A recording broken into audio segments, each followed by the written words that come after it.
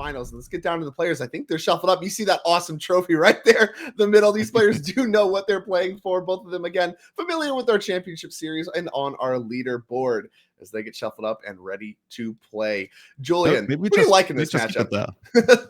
Dude, this is so hard to tell, right? This is very, very classic. Like, you got one deck on the other on one side, Rakdos Scam trying to play a tempo game, maybe to hang in there for the mid-range, and then on the other side, Amulet Titan on Dominic Harvey's hand. It's the classic thing where Joe is going to try to disrupt Dominic a little bit early on and try to push across the finish line before Dom's big mana and like all the endgame kicks in.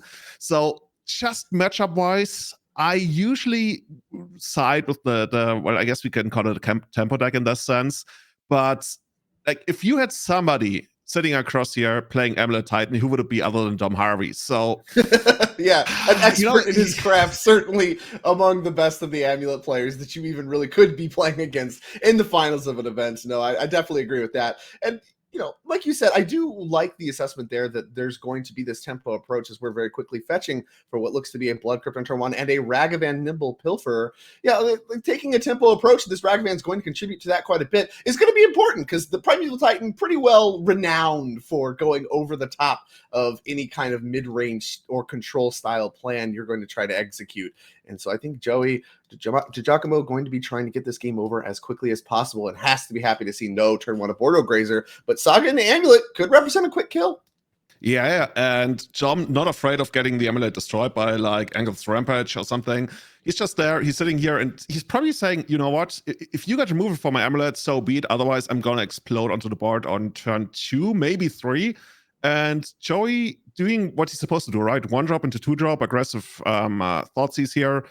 And what do we see here? Bunch of lands. Nobody's surprised there. We see the Simic Growth Scamper to give us a lot of mana. Do we have enough to get the ring down next turn? I don't think quite yet, right? Arboreal Grazer could maybe do something. Yeah, if we have a land plus the treasure from Ragavan next turn, we might be able to get the One Ring. But the One Ring you actually can get off of Dothy Voidwalker with this Thoughtseize. So this is that like kind of signature Dothy Voidwalker plus Thoughtseize combo. Honestly, looking for a Primeval Titan, if we can upgrade a Dothy Voidwalker into a Primeval Titan with this Thoughtseize, then that would actually be ideal. Just getting a One Ring on it, not actually that good. I think the three damage of pressure on average is going to be worth more than trying to get the One Ring down and going that direction. But we'll see exactly what Joey does want to do. He has a very aggressive start, and honestly, one of the ideal starts you could have playing against Amulet, I'd say, having this Ragavan that is connecting, and also the burst of mana to allow you to play Dothy and Thoughtseize on turn 2. You needed 3 mana to make that happen,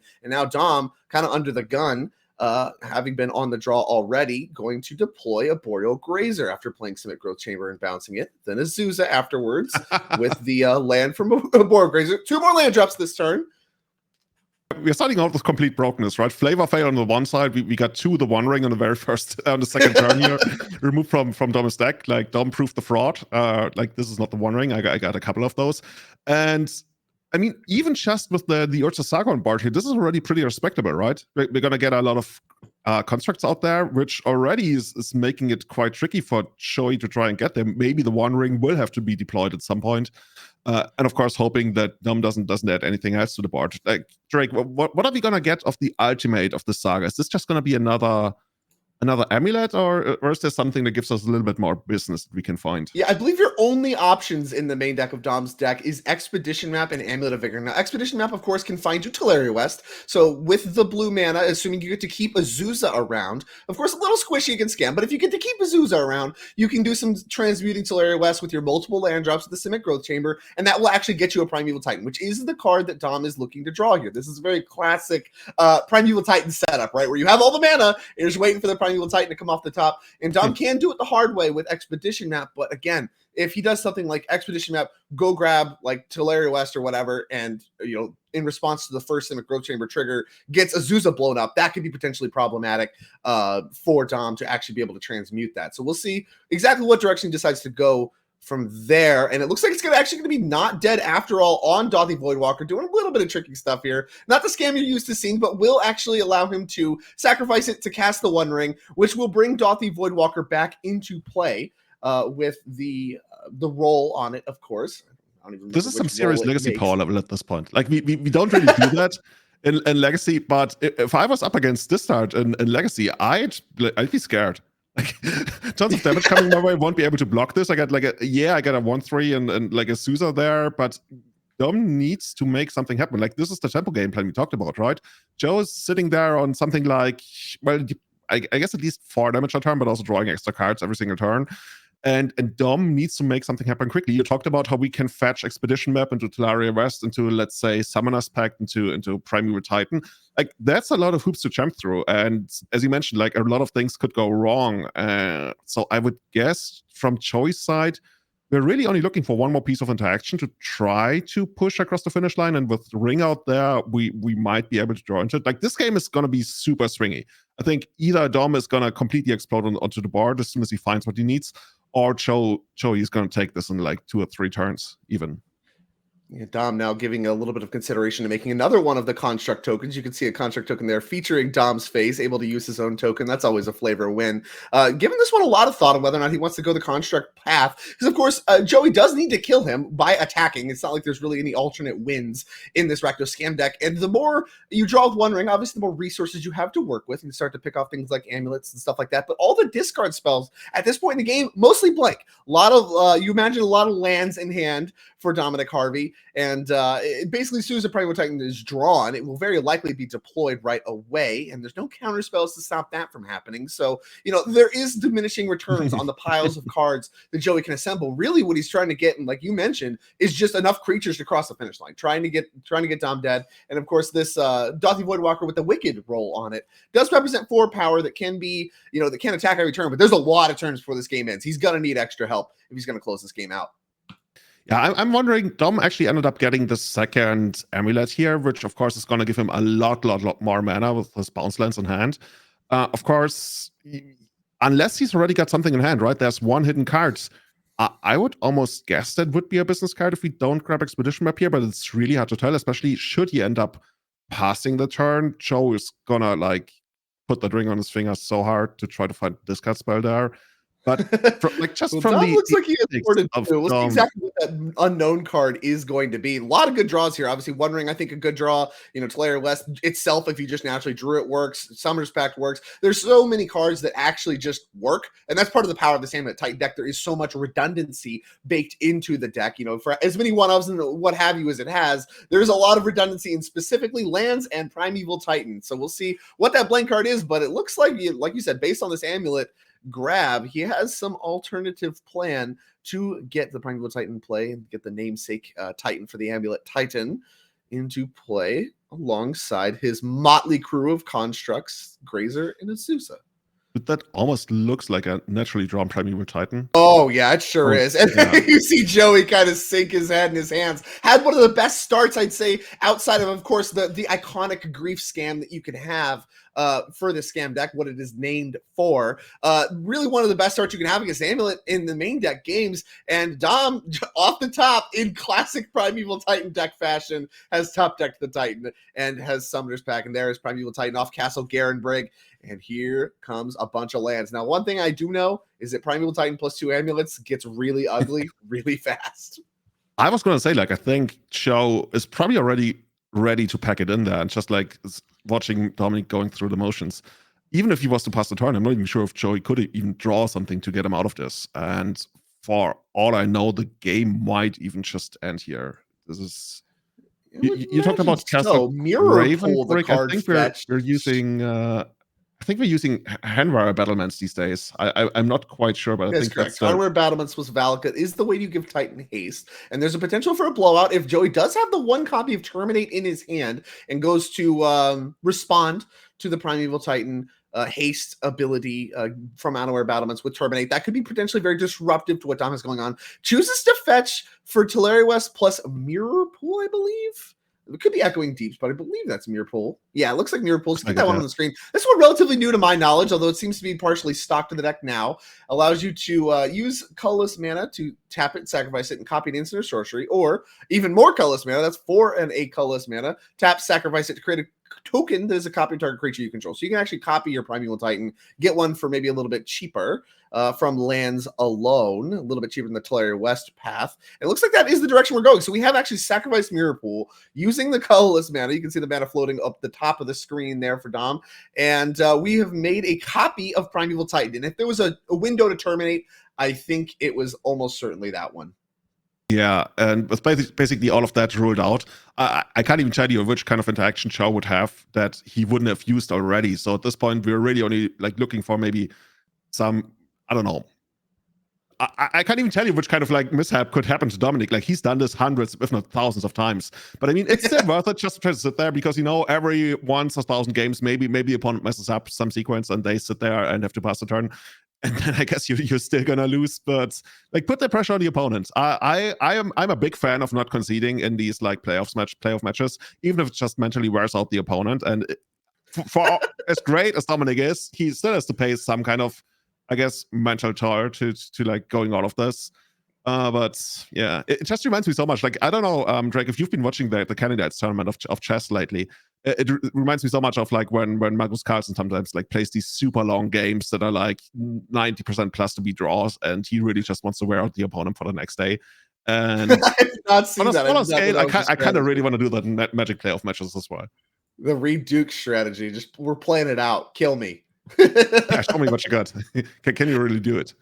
Well, Dom is just taking the time to get fancy, and he has fetched, some lands, including Odawara, which he channeled to pick up his copy of the One Ring that was on Joey's side of the field from Dauthi Voidwalker. So that, of course, returned to his hand. He's got 4 more mana dialed up. And I believe the last 2 lands searched here were an Urza, Saga, and a Forest. So making sure that we don't get Blood Moon. This is actually very heads up, because if Joey does have Blood Moon on the following turn, then he could Blood Moon and then potentially shut Dom off of green mana, and he would not be able to pay for the Summoner's Pact. He has grabbed a second Forest, so he is able to pay for Summoner's Pact, and that is enough. Joey is willing to pack it in for game number 1. Dom up a game very quickly here over Joey DiGiacomo, and Rakdos Scam had a pretty good start. So it wasn't good enough. Gonna need to make some improvements in the sideboard. Let's see what he has to work with here. It's pretty straightforward with regards to the cards that you definitely want. You definitely want the second Blood Moon. You also want the Magus of the Moon that you're going to get from the sideboard. And then I'm wondering, you could bring in Pithing Needle. I think it hits enough, and you probably want to take out some of your removal that doesn't really do all that much. So these are the cards that I am immediately drawn to. Other than that, there's tons of one-offs, and none of them really excite me. I don't know if like Surgical is probably not some kind of strategy, since like in Modern we don't really go after the lands all that much. And yeah, technically, Primeval Titan, that would be strong if that's something you feel like you have to do. I think that would speak to you potentially having not a lot of plans. But like you said, a lot of the removal is not going to be very good. When we're talking about Fatal Pushes, Lightning Bolts, like some of that stuff's good, most of it's not. Lightning Bolts can kind of end the game because they can go face. Fatal Push needs some help to even work at all. But there's a lot of fair mid-range cards. I'm looking at cards like Shieldred, looking at cards like Fable. Like you do need enough stuff to actually close the game out. But at the same time, these cards are not your best cards. The Orcish Bowmaster's included in that. Not a lot of extra cards drawn for the scam side. And honestly, reaching for something like Liliana the Veil wouldn't surprise me too, just to keep that kind of discard pressure on. Also be able to keep the board clear of like some of the random creatures that actually get in your way when you're trying to attack. Thinking about Grazer, thinking about like Azusas and Dryads, just being able to pick those random creatures off, as well as the Planeswalker that's pressuring the hand. I think that's a lot of versatility. So I'm really liking a lot of the 3 drops that you called out. I like Blood Moon. I like Magus the Moon. I like Liliana the Veil. And honestly, you could reach for stuff like the Angrass Rampage Surgical Extraction if you have even more cards you want to bring out. That wouldn't surprise me, but I don't exactly know the direction that Joey does want to go there. Yeah, let's take a look at Dom's side of the board here. What is it? Drake, help me out.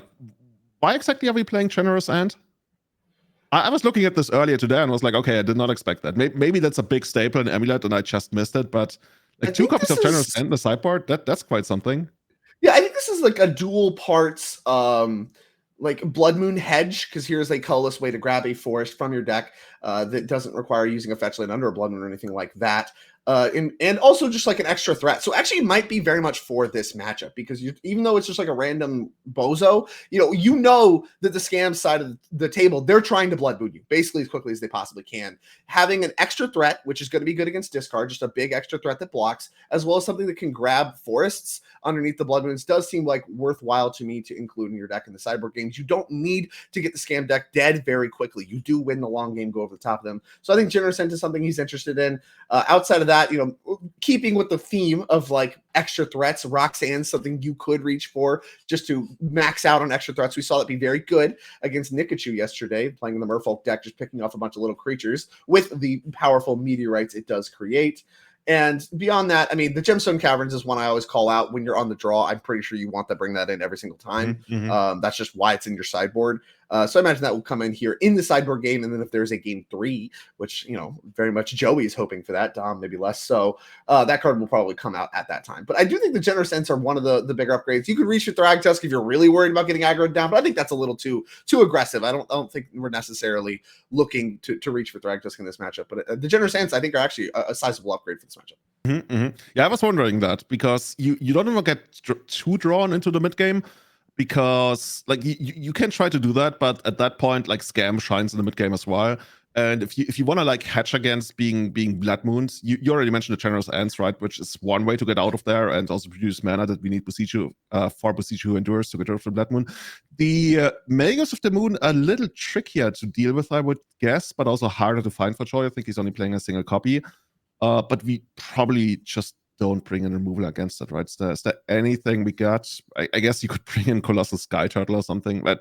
Yeah. I think Magus of the Moon actually the better one. Normally the worst one because it just does die to like lightning bolts and random matchups and things like that. But in this particular matchup, Boseiju is more common than any kind of spot removal. So yeah, the Magus of the Moon, I think actually the best of the bunch. And part of the reason that split is actually a thing that people do in Modern. It's not like we're looking for Cabal therapy considerations or anything like that might matter for Legacy. You're actually doing it to handle that split of, okay, well, some of the decks I want to Blood Moon are maybe like Domain Zoo that have bolts in the deck where they can just pick it off.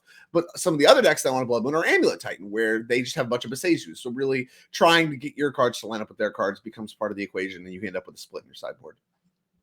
Yeah, that makes a lot of sense. Spelunking, I was wondering, like basically that's just like another version of Amulet. So if you feel like you really want to get your Amulets on, but at that point I'm worried about, do we even have enough to side out? Like, is that worth it? Because the core of the Amulet Titan deck, there's only so many cards you really want to take out before it stops functioning. So I think that's probably too cute. But I mean, a deck that plays a ton of discards the way Joey's Scam deck does, that would be one of the decks that you might want to bring in Spelunking, but I'm not too sure, really. Well, let's get a look at Spelunking. Spelunking on the screen here. When it enters the battlefield, you can draw a card, then you can put a land from your hand onto the battlefield. If it's cave, gain 4 life, and then lands into the battlefield on tap. So interesting thing about this Spelunking, it does, like you said, function as an extra amulet that is not weak to Artifact Hate. But I believe this also...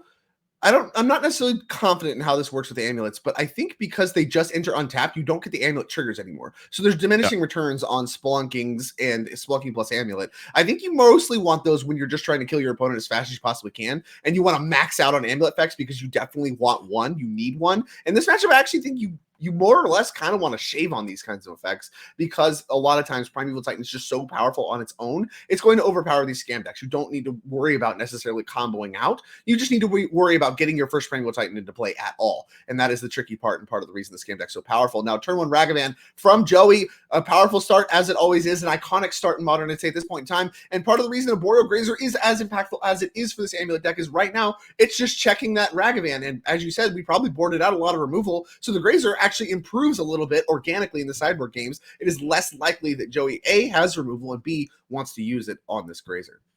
You feel so bad, right? If you're sitting there and your turn 2 plays terminate Arboreal Grazer just to get in there for the 2 damage and maybe doing something with the trigger, that's not a great spot to be in. But on the other hand, like there's not really too much Joey wants to do in the second turn anyway. Maybe we're just Molten Collapse, get that out of the way. Simic Growth Chamber, the Exile, not going to do a lot, but the treasures are worth quite a bit for Joey. We'll see if he has a follow-up, and he does. It's Thoughtseize, a great follow-up. Let's get a look at the hand. Spelunking in there, Generous Ent, and a pile of lands, Gemstone Caverns among them. Don't believe we wanted to draw that one when we did. That one needed to be in the opening hand. Where were you? Probably the worst draw you could have on the very first turn. Okay, Spelunking out there. I guess we still got the long-term plan of casting Generous Ent, as you already mentioned. I think that's like 7 mana or something. I mean, we're pretty far Yeah, from that. it's like a 6 mana, it's like a 5/7 reach. They can like make foods or whatever. It's just like, I mean, not that good, but you know what? When you need a blocker, it's a blocker, and when it's a forest, when you need a forest, it's a forest, and I think that's good enough. And Dom seems content to hold it for now. No need, can grab the forest whenever we need to, in case any Blood Moon things come off the top. And there is Dismember. So Dom, heads up, preparing for that Magus of the Moon. Mentioned sometimes it can be really costly to add these kinds of removal spells to your deck. He chose to very wisely. And Fable the Mirror Breaker is the follow-up for Joey. 1 mana left from the treasure token from Ragavan. See if Dom has any in-step actions. Yeah, I think this is a lot more like the scam that likes to play the game, right? I just sometimes like to imagine if somebody walked into their very first LGS and they just happened to borrow the scam deck from their friend. They didn't know about Titan, and they are up against this. They would be like, "Oh, okay, this is a newbie. They brought their like random uncommons and commons from home, and these lands are for Commander. What are these Gruul lands doing?" Exactly.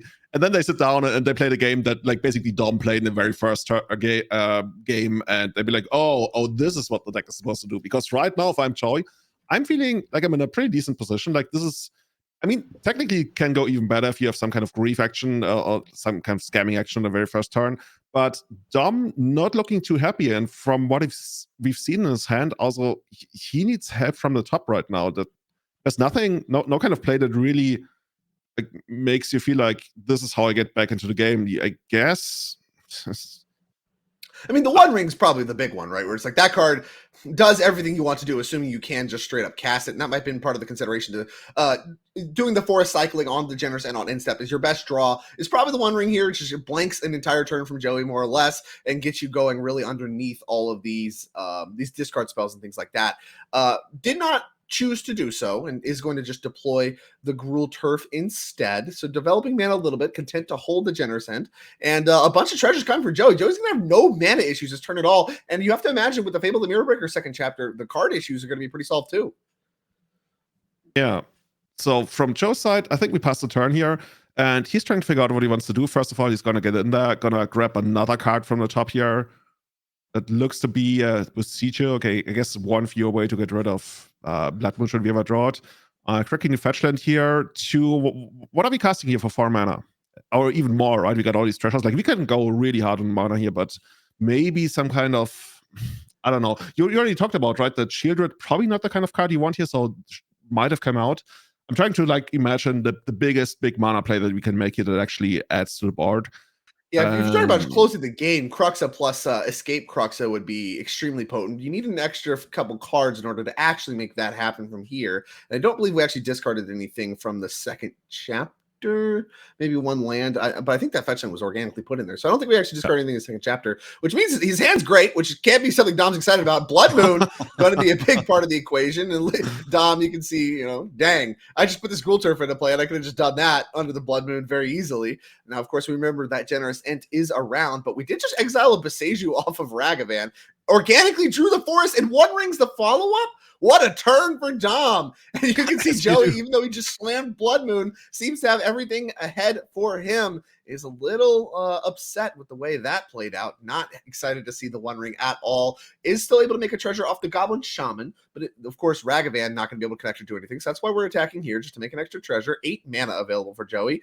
And all this mana, nothing to do with it. Card coming for Dom. So I would think the way this matchup usually plays out in this scenario is that Dom probably finds a way to deal with the Blood Moon, or even get some kind of big creature onto the battlefield before Joe is able to kill him. I could be wrong, of course. Like, Dom is already down to 14 life, and next turn he's not going to have the protection of the ring this time. But I yeah, I mean, 3 extra cards for Dom. It's really he does need to find Boseiju or something, some way to get the Blood Moon itself off the battlefield. But I mean, there's not a huge rush. Does have a little bit of time with the One Ring and cards like it, and gets to deploy these Karoo lands underneath the Blood Moon without bouncing any lands. And here's a Grazer to supply a blocker, put another land in tapped. So Dom gets to actually spend some time under this Blood Moon, just developing his mana, getting some blockers in play to save his life total a little bit, and can kind of more or less kill his Blood Moon at his leisure, and then have everything rolled up to go off from there. Does have a turn or two. He does need to find all of these pieces, but the One Ring, if I know anything about Modern, the One Ring is going to make it happen. It constantly does, time and time again. It's the story of this card, And I have to imagine it's going to be the way it plays out for Dom, unless Joey can really find a way to close this game and slam the door on it. And here's where maybe cards like Shieldred would start to look great. Now we're actually drawing cards, which the Wondering, your Bowmasters can start to look good. Now, of course, the point at which these cards are good, there's already a card that is very hard for you to beat in play, talking about the Wondering, of course. So, we're already behind, but now that we are behind, these cards that you may have to leave in just to get that extra pressure, cards like Shieldred, cards like Orcish Bowmasters, just because you need something to close the game, would actually look really, really good here. We'll see what Joey does find as he leads on an attack with the Shaman and the Ragavan. Grazer getting in front of the Ragavan, stops some of that mana production. And Reflection of Kiki-Jiki, no longer summoning sick. Could be a consideration. At this point, Joey's are almost ready to just fireball Dominic out here. Look at all these cards.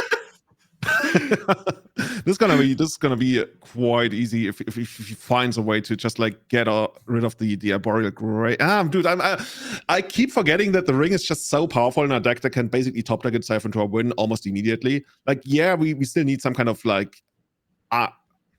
let's say we gotta find the amulet, we gotta find a way to get rid of the Blood Moon, and then we can explode onto the board. That's a lot to ask for a player who doesn't really have any of those cards in hand already. But on the other hand, Dom just drew 4 cards for his turn.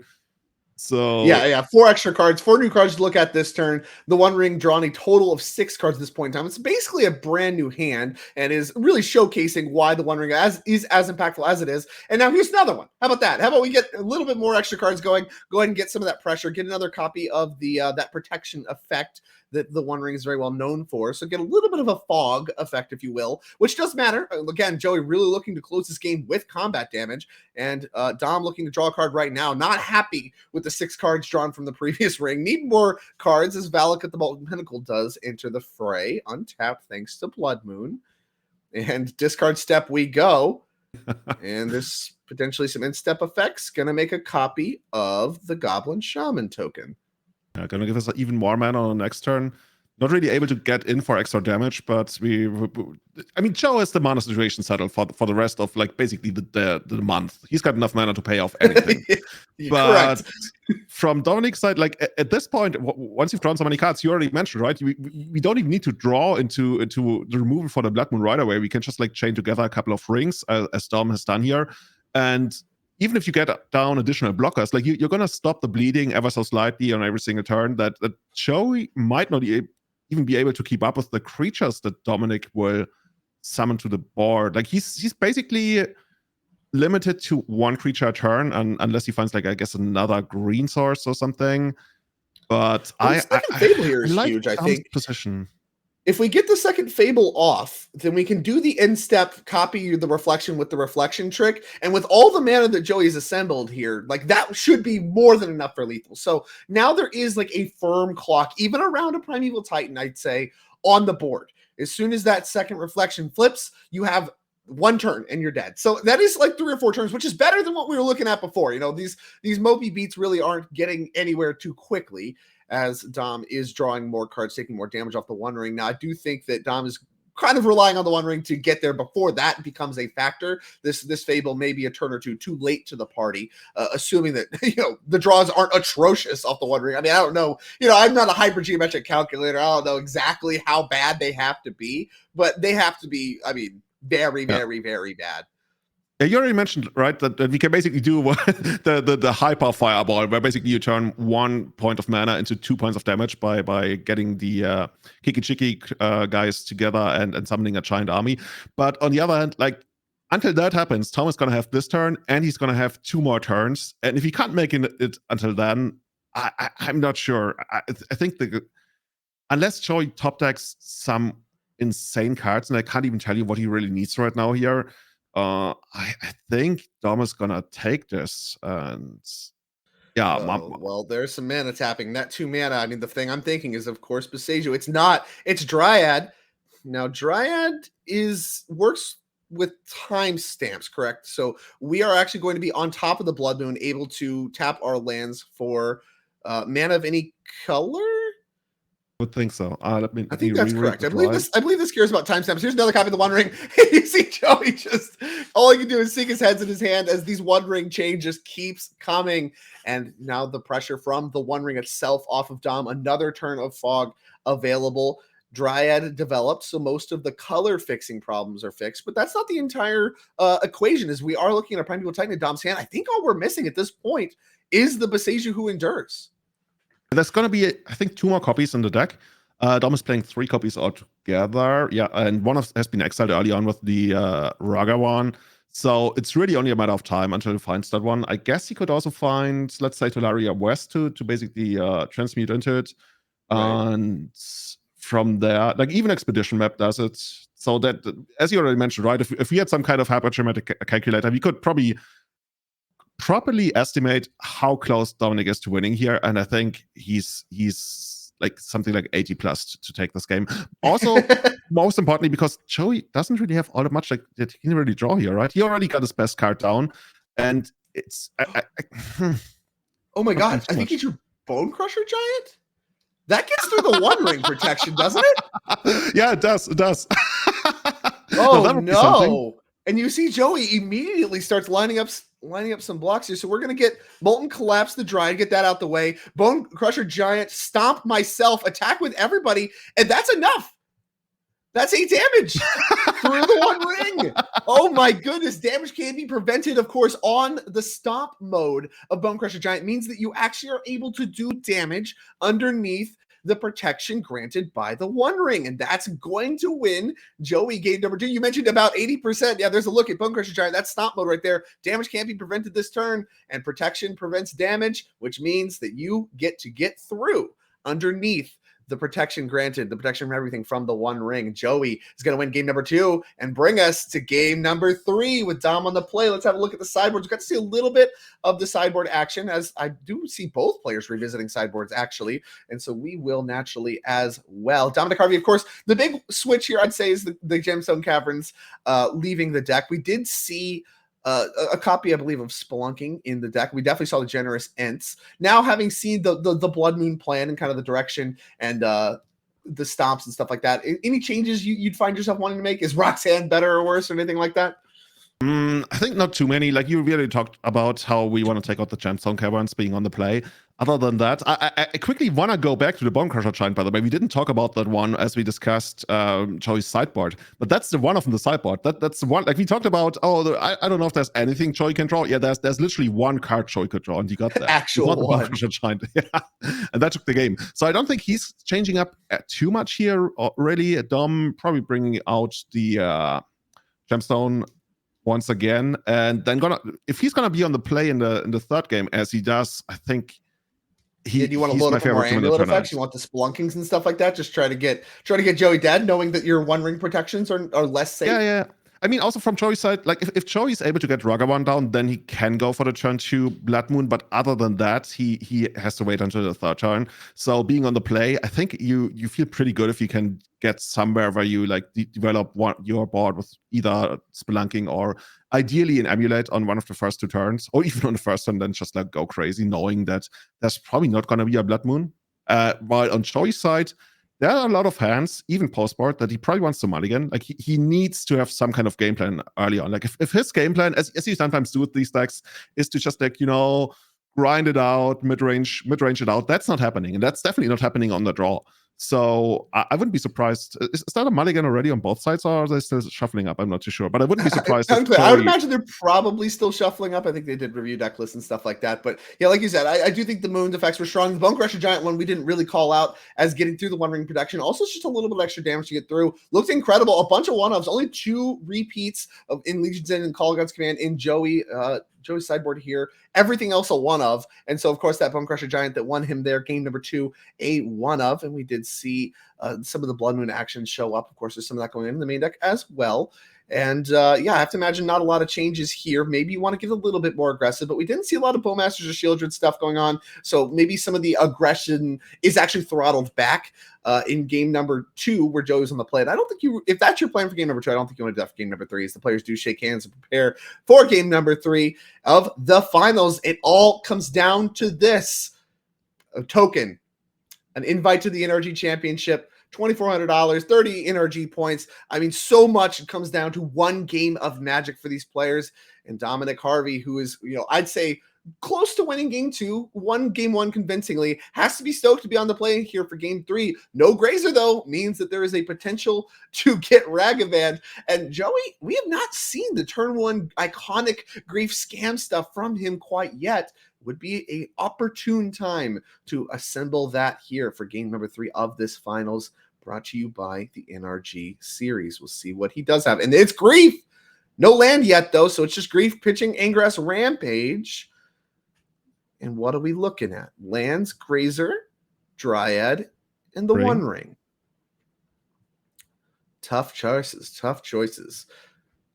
So that's really, it's kind of hard to say, right? You kind of want to get rid of the One Ring just because it's so good against you. On the other hand, Dom is still pretty far away from making that happen. I guess you're going to get down the... Actually, he's not that far away from it, now that I think about it. Especially with the Simic growth chamber. Wow, yeah, they're actually taking out the Grazer. I can't imagine taking Grazer if you don't have Ragavan. So imagine here comes Ragavan. It is the nimble pilferer himself coming down. Of course, now that one's going to have a clear shot at Dom's life total to be able to get the mana started. And if you have a Blood Moon on turn 2, this is going to be a pretty good sequence from Joey. Now, of course, you do have to worry about the One Ring, but he did a good job. I mean, he slogged through 3 copies of the One Ring in game number 2. So if the One Ring is the plan, maybe Joey's more than comfortable to run that strategy back with the stomp from Bone Crusher's Giant. Yeah, and Dom deep in thought here, like, how is he going to take this? I guess you're going to try to ramp up to the One Ring and just pass here. Okay, interesting. So we find the expedition map and play out the Tolaria West. So we're not going to go for any kind of tutoring here. We're just like slowly building up the mana to get the One Ring down. Next turn is going to be Dryad of Ilysian growth. Most likely. Actually, is it? I think we don't have an untapped land yet, do we? No, we do not. But you can crack. So Expedition Map allows you, if there is a Blood Moon that becomes part of the equation, you can either grab the Boseiju or grab the forest if that's what you need. And that is kind of the big threat with Ragavan here, as Ragavan did hit Primeval Titan. But no play here for Joey on his turn 2, having 3 mana. A lot of good 3 mana plays in the Rakdos Scam deck. I mean, maybe the grief pitch plus Ragavan was the primary game plan, but I have to imagine he's got some leftovers. Very interested to see exactly what he does decide to do. This expedition map representing Forest and Boseiju are the big ones. What else? It's actually so hard to make out what Joe has in hand right now. You already mentioned, right? He doesn't have discard because he would have gone after the One Ring most likely. He doesn't have extra creatures. He doesn't have anything really. Like what are we like? Especially this being post-board and that not being that much removal in the deck left for Joey. It's really hard to say. Like, he might have an additional copy of Ragavan. Maybe he's sitting on Bowmasters that he wants to deploy at end of turn. That would maybe be my guess if those are still in the deck. Other than that, there's so many great things you might play there. We don't want to assume the worst, which is like a handful of lands at this point. But there's no way it's all lands. I don't believe that. I mean, I'm definitely willing to buy there's a few lands as a plant going to be made. Dom very heavily respecting the damage here from Ragavan, using his expedition map to grab Khalni Garden and use that as a green source in order to make a plant and make a blocker for Ragavan. Now, if it is Bowmasters, and it is, that's going to be good against the plant strategy, and Bowmasters picking that off is going to clear the way for Ragavan and bring an Orcish army with it. That's going to do some double duty in mitigating the copy of One Ring that Dom has in his hand. That's just like lines up perfectly for Joe here. I think Dominic probably already considered this, as we talked about, how there's really not all that many lines that Joe could even go for here, considering that he just passed on 3 mana. But I would assume that Silver's the best play that Dominic could make there. And now we get the second Bowmasters down. 2 Bowmasters against the One Ring is actually quite potent, as here comes a big attack for 5 damage. The clock heating up quite aggressively, and Roxanne, Starfall Savant, is going to be exiled off the top. All these big hitters being exiled by Ragavan. And here comes the Surveillant from Murders at Karlov Manor. Going to take a look at the top card of Joey's library, see if he likes it. He's given it some thought. Like, these decks, they even made it into Legacy, and I've seen some people even try to consider them for Vintage, but I don't think that's a thing there.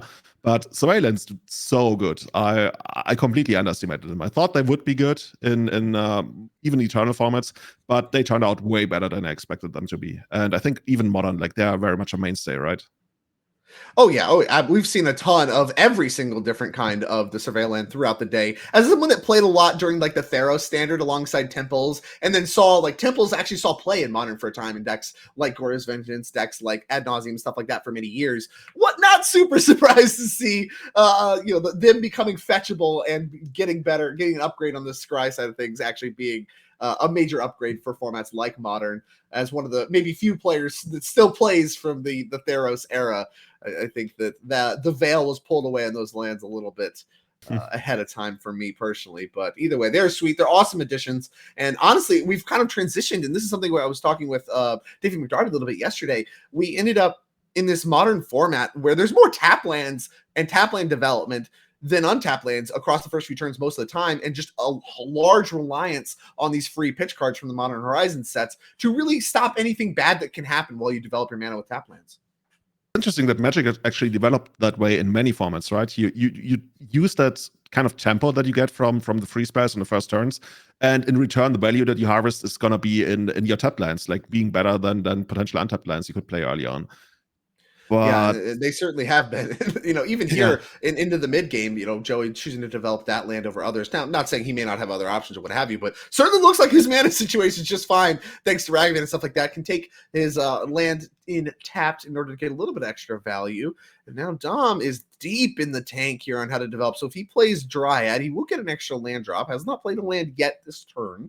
And that gets us into the territory of potentially having the Titan mana on the following turn, but if he has an untapped land, he can choose to go the direction of One Ring instead. But that gets really dangerous when you start talking about Stomp, which is what happened last game. That was a disaster.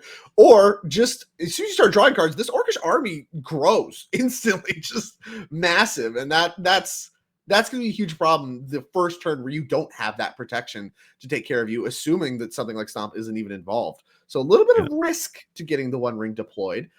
Thing is, if you're this far behind as far as Dom is, I think you can't afford to respect Bonecrusher Giant and Stomp anymore, especially since it's just a one-off in choice board. And okay, we're running out Spelunking. We're gonna get another land into play if we want to here. Okay, we're gonna get the bounce land it's a down. cave.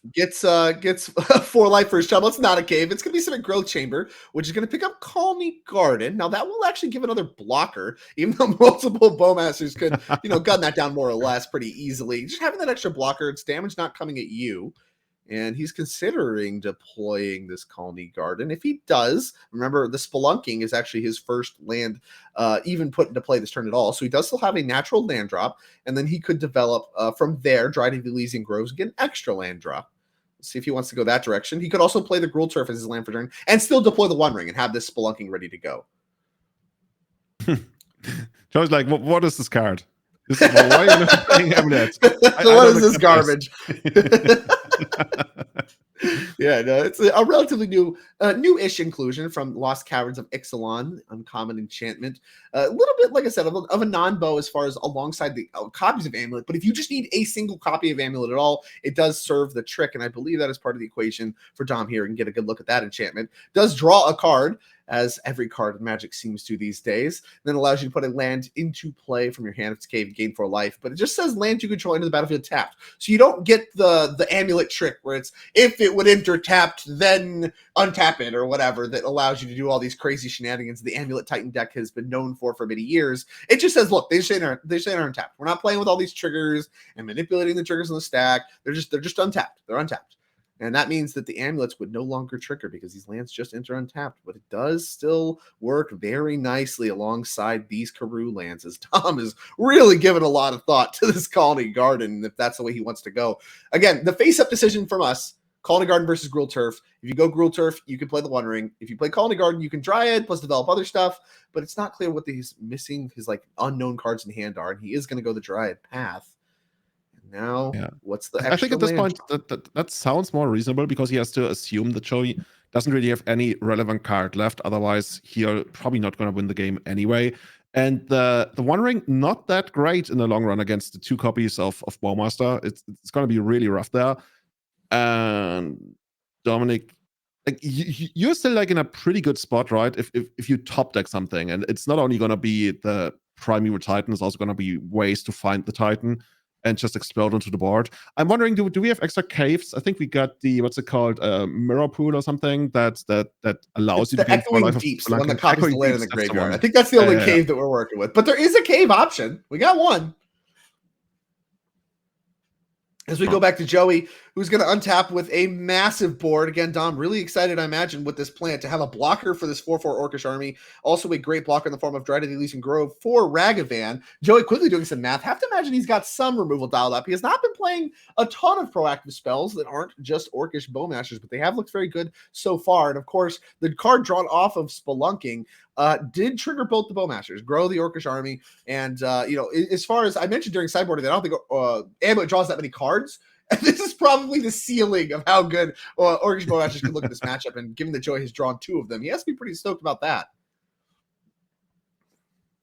Curious what that's going to be. 2 mana. It's just going to be, I was going to say, there's probably only Voidwalker that we would play here for 2 mana. It adds to the pressure. It's unblockable. Basically, we might find, like, if we had a removal spell here, discard spell here to take out Molten Collapse? Yeah, it's Molten Collapse on Dryad. Okay, and that's going to kill in the Exile Zone. Okay. I think this puts Dom dead on the very next turn, right? I mean, he's going to run out the ring. It's going to, that way he's going to survive at least 1 more turn. So Joy's definitely going to need like this attack step and then 2 more to get there. Unless, of course, we draw a Bone Crusher Giant once again, the card that stole the second game, I want to say. Right, yeah, I mean, Bone Crusher Giant, I think you might be right at this point, where Dom can't cover for the one of Bone Crusher Giant, which he does know about, and the top 8 here, the decks are open deck list, and so you can't really cover for that anymore, and we're at the spot, like you said, where the One Ring can buy an extra turn, almost certainly, as here is a massive attack, and Dom has to choose whether or not to take 6 from the Bowmasters and stuff like that and allow the Ragavan to hit him once more, or if he wants to block the extra damage, extra 2 points of damage, and allow Ragavan to hit him. We'll see what he does decide to do here. It looks like he's reaching for the Bowmaster, or for the army. Yeah, choosing to preserve his life total, flips a Dryad of the Elysian Grove off the top. Not a card that Joey can actually cast with only 2 treasures. But he has not played the land yet, I don't think. Could play it if he probably wanted to. Looks like he does not. 1 card left. He says, go. Hands in the air. It's out of his control. He's done what he can do. Please don't kill me, says Joey. His expression says it all. I love this. This high emotion magic. It's all on the line. He's done everything he can do. And now it's up to Dom. Please do not kill me, says Joey DiGiacomo. And Dominic Harvey, calm, cool, collected. He's like, if there's a line, I'm going to find it. And into the lab goes Dominic Harvey. Dominic has the face of a Stone Cold Killer, right? Dominic has been in the spot so many times. He knows exactly what he needs. He knows exactly what his deck is capable of right now. He's just trying to find the line that makes the most sense to him. I think if he had like a line that could actually win the game here, he'd already be pretty deep into it right now. It looks more to me like he's probably going to deploy the One Ring and then trying to set up for the most possible top decks on the very next turn. But what do I know, right? Maybe Dom is just like, dude, I have 5 ways to kill him, and just trying to figure out the most. Oh, yeah. I mean, we see Summoner's Pact. So Primeval Titan's on the table. Dom's face says it all, too. He's like, okay. And this is part of the equation, too, is if you can put Primeval Titan in play and all that stuff, that's probably not enough. And so it might just be better to just do the One Ring, get a redraw, take another, see what happens on the next turn. But then giving Joey another draw step starts to bring things like Blood Moon into the question, and that might just be a complete disaster. So is it worth it to just Primeval Titan this turn? Not clear, but it looks like Dom's deciding, yes, if we're Summoners Pacting, I have to imagine we're grabbing Primeval Titan. Well, generally the best card to grab off of Summoner's Pact. And Joey looks a little bit upset to see Summoner's Pact naturally. Of course, there was a Tolaria West in hand that I think he was thinking that Dom was going to have to find. Yeah, there we go. Get that Summoner's Pact in exile. That one's got a void counter on it. And we have Primeval Titan in hand. I mean, Joey looks a little bit sad to see this, but it's not clear to me that Dom has a deterministic kill or anything. Yeah, I'm also wondering whether Dom is going to try to fetch like something played. I'm not even sure if it's playing it safe, trying to find 2 basic forests here so he can make sure that he can pay for the Summoner's Pact next turn in case Joey rips the Blood Moon effect. I think you have to just like sit there and hope that Joey doesn't. But we will see. I don't think you plan on paying through Summoner's Pact through a Blood Moon effect next turn. But yeah, I mean, getting the Dryad out of the way is huge here, because if Valakut was involved in the equation here and was able to just start triggering, it would be trivial. We're done. We're done at that point. So now the question more becomes, is there a line, too, where we can grab enough lands to transmute Tolaria West and then get Dryad with that Summoner's Pact, because we naturally had a Summoner's Pact there. We still have Tolaria West in hand. That can find us a copy of Dryad. That can get Valakut going and get us in, get the opponent dead. And that's going to be better than just the straight up Titan, give it haste, attack, give it double strike. That's not enough damage. That's only 16. And actually, we only have Hanweir Battlements. We don't have Slayer Stronghold, so it's only 12. So we have to do Valakut stuff if we want to end the game this turn. So it has to involve, I imagine, either gunning down the creatures in the opposing side of the field with Valakut triggers, and that way you have enough blockers and things like that, or it involves just killing the opponent with Valakut and stuff like that. So we'll see exactly what Dom came up with. So it is going to be give Titan haste by picking up the Gruul Turf, I think. That plus Gruul Turf gives Titan haste. So we have an untapped Simic growth chamber left over. That is usually pretty indicative of Tolaria West shenanigans, because obviously that's half the way there as far as blue pips go, and you already got the colorless requirement or the generic mana requirement covered as well. But Dom seems a little unsure. You think Dom is actually trying to basically establish a board that he's virtually won on? Because you mentioned, right, he can try to shoot on the creatures and then make it so that even if Joe rips a Blood Moon next turn, he's probably not going to win. I'm not sure if he can do that, but... yeah, right. I don't know if he can... He's probably gunned down enough stuff. Can he cover Blood Moon?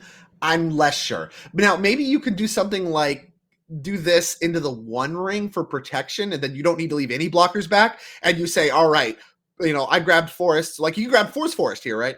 And just be like, all right, hit you for 6. Now... I can pay for Summer's Pact even around Blood Moon, deploy One Ring, please don't have Bone Crusher Giant. That's like a direction he could go, but it's not clear that is, more or less correct. Like, this is really where you get into these like amulet puzzle territory that I start to lose my familiarity. I'm a big fan of pick a path, find a plan, pick a path, commit to it if it works or it doesn't. But part of the appeal of this amulet deck is these wild amulet puzzles where you try to figure out exactly what's correct. Can you get him just dead this turn with all of the weird interaction and the niche plays? And Dom, very familiar with that territory. So I do trust that whatever he comes up with is correct. Did not get confirmation of exactly what this Vesuva is copying, but it is going to be a copy of the One Ring. And now we finally play our land for turn. All of this stuff has been... excuse me. All of this stuff has just been Primeval Titan shenanigans from the Summoner's Pact. So we're finally deploying our land for turn with the Simic Growth Chamber left untapped. Did not cover for Blood Moon. Does not have Bone Crusher Giant covered, but has most of everything else covered with Joey down to 11. Knocking the top of the deck is Joey. Does not look thrilled with the draw. There's some kind of decision to make for him. I would guess, like, probably not attacking here, because there's not too much point into Yeah, this is tough. tricky. Now, yeah, okay. Yeah, he's pointing at the Summoner's Pact. If this can fetch any creature, you can just grab Bone Crusher Giant and get it. But unfortunately, Summoner's Pact does only grab green creatures, and that seems to be a big sticking point for Joey right now. Now, of course, the One Ring getting tapped would be Dom wanting to use the trophy as his plant token. Like, hey, I can block. I love it. Dom opening up the crack of the shell here a little bit in what is certainly the final turn of the game. And Joey shaking his head. I can't imagine it was a good top deck.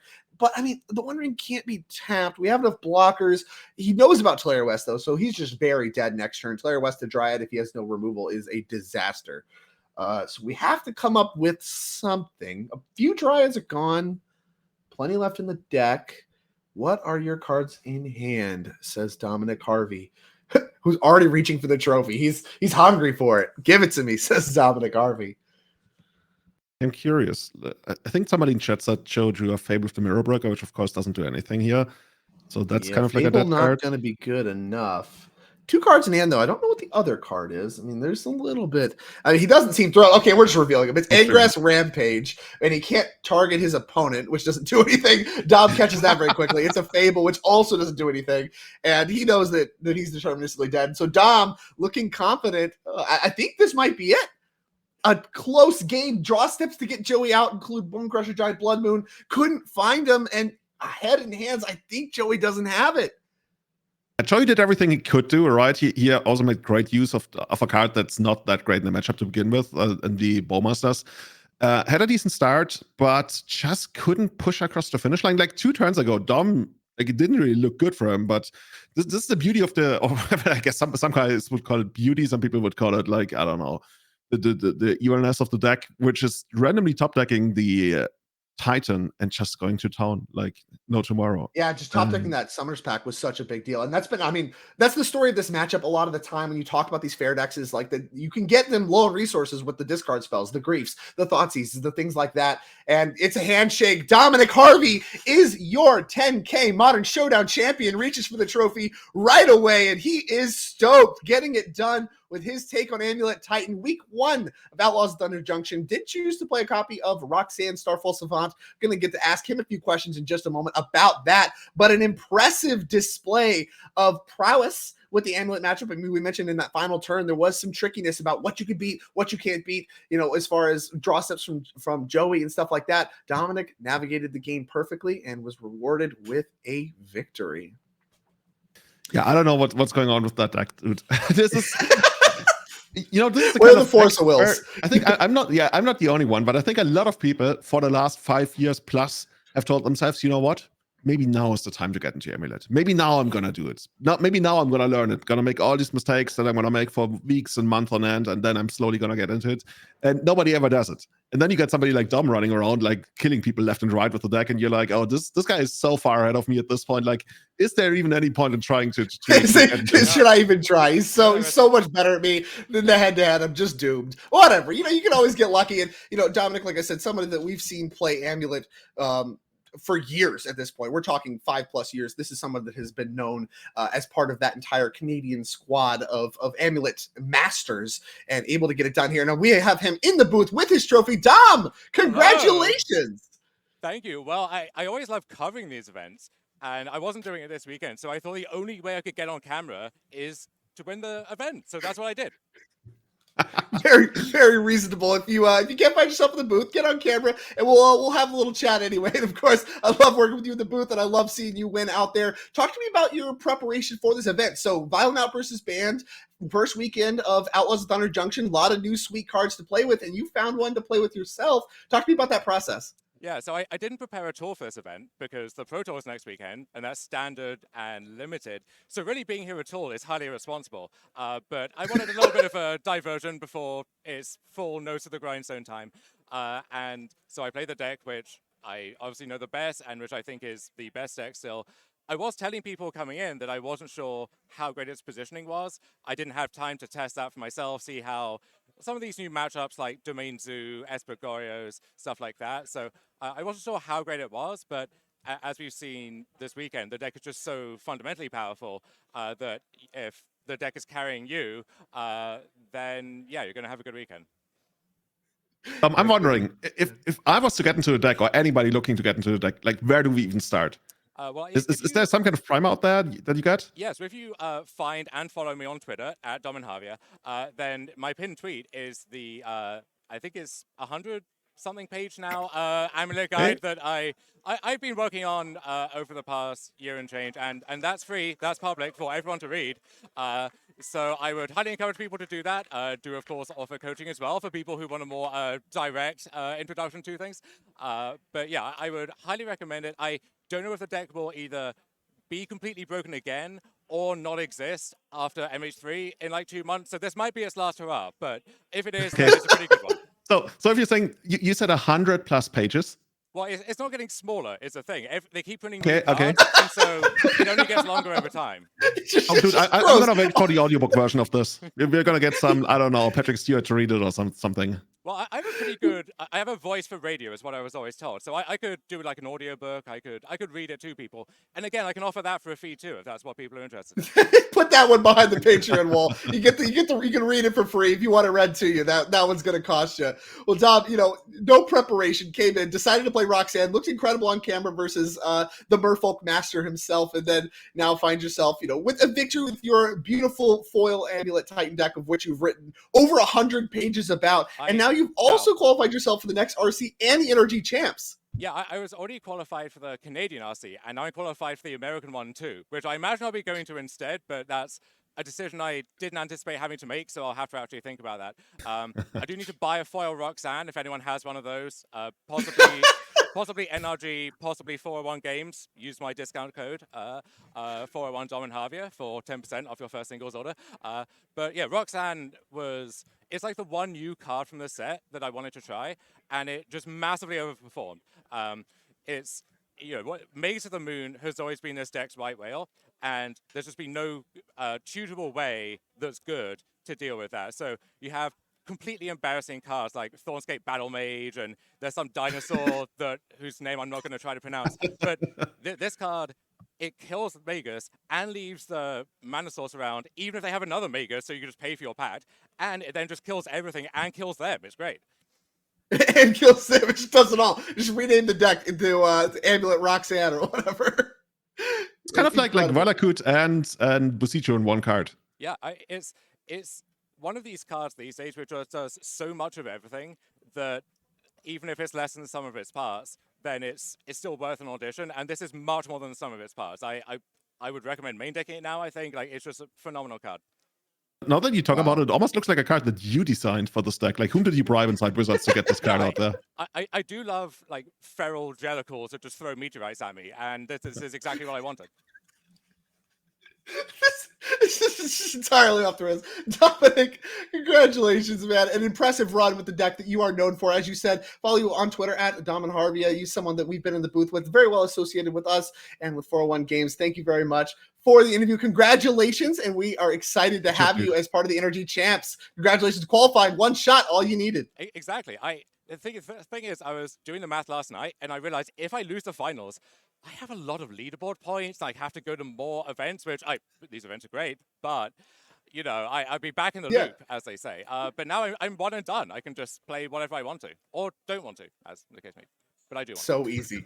In the driver's seat is Dominic Harvey. So congratulations again. Modern 10K Showdown winner. To the victor goes all the spoils, and you will have another token. We got to see your construct tokens made for you as well. Any final shout outs you want to make before you continue with your day, whether or not you choose to play the Legacy Trial, which we will be covering momentarily as well. Oh, I'm playing the Legacy. I think I have a buy in that. I hope so. But yeah, I might be back on camera again. Hopefully. Back in the booth here, talking to you, fine gentlemen, again. Pull the old Stephen Dykeman, but let's not get ahead of myself. Very, very, very true. And good luck. I believe you will have your buy, as you have earned by being a finalist in the Modern event and the Legacy event as well. We hope to see you on camera once again at that time. See you. And I believe that is going to wrap up the Modern 10K. Got to talk to Dom, always a very charming personality. He's a stone cold killer at the table, but man, he is a lot of fun to hang out with. He's someone that I've been around for many years, and I love hanging out with Dominic Harvey, and it's really awesome to see him win, and I cannot wait to see him again. If not in the Legacy Trial that we're going to be covering here in a very little bit, but actually also at the NRG Champs at the end of the year, which again, he has qualified for by winning it, and he's won and done, and we're going to be seeing him at the championship, and that's an impressive weekend to start, and there's even more work to do. Awesome, dude. I'm already super looking forward to commentating on Legacy now. This is I was going to say, now we're going to transition into your comfort zone. You got to be excited about that. Yeah. I'm still waiting for somebody to try and port the Amulet deck to Legacy. Like we've seen what was it called, the Lantern deck, and people have made attempts of making like all these infamous former, I guess in that case, modern decks. People have tried to recreate in Legacy, but for Amulet, not so much really, but if anybody can do it, maybe it's going to be done. We will see momentarily, as again, we will be bringing you the round number 1 of our Legacy Trial as part of the NRG series in this Sunday event here very shortly, where Julian will be able to thrive in his home territory. That was the Modern event. Thank you very much for sticking with us for the finals. If you enjoyed that content, again, make sure to follow us here on Twitch and subscribe if you want to remove the ads and support the paper coverage. It does mean a lot to us. And again, don't go anywhere. We will bring Legacy to you here very shortly. Do not leave your seat.